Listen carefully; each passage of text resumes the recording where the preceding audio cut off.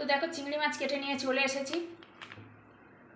এবার পরিমাণ মতো লবণ আর একটু হলুদ দিয়ে মাখিয়ে নেব। আর চিংড়ি মাছগুলোকে দেখো সোজা সোজা হয়ে আছে, দেখো কড়াতে দিলেও সোজা হয়ে থাকবে। কেন বলো তো? পরে বলছি কেন যে সোজা হয়ে থাকবে।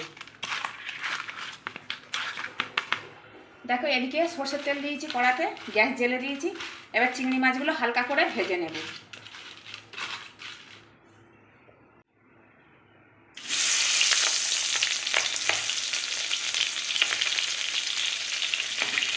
হালকা করে ভেজে নেব।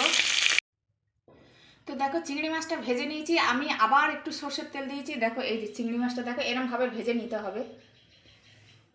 এবারে কালো জিরে দিয়ে দেবো একটু।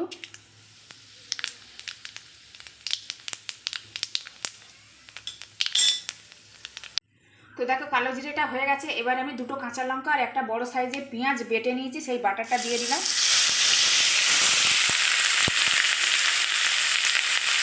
আর টমেটো কুচি দিয়ে দিলাম একটা।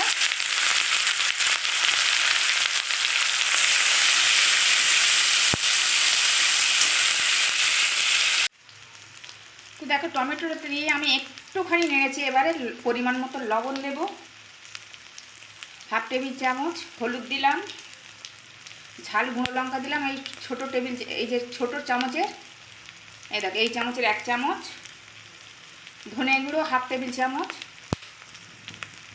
জিরে গুঁড়ো হাফ টেবিল চামচ, আদা জিরে বাটা 1 টেবিল চামচ করে। এবারে দেব কালার লঙ্কা এই চামচের হাফ টেবিল চামচ। এবারে একটু জল দেব, দিয়ে আমি ভালো করে কষিয়ে নেব। তো ভালো করে কষাই।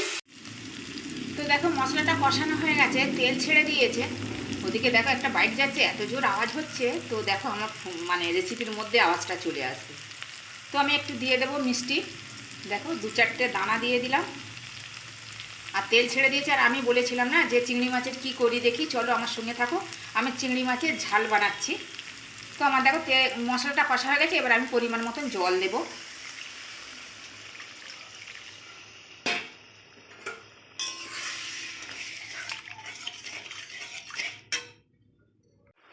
তো দেখো ঝোলটা ফুটে উঠেছে। এবার আমি ভেজে রাখা চিংড়ি মাছগুলো দিয়ে দেব।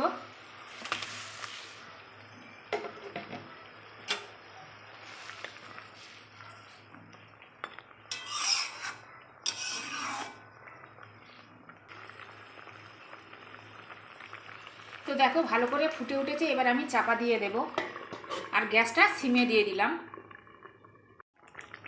তো দেখো চিংড়ি মাছের ঝালটা হয়ে এসেছে। এবার আমি একটু গরম মশলা দেব,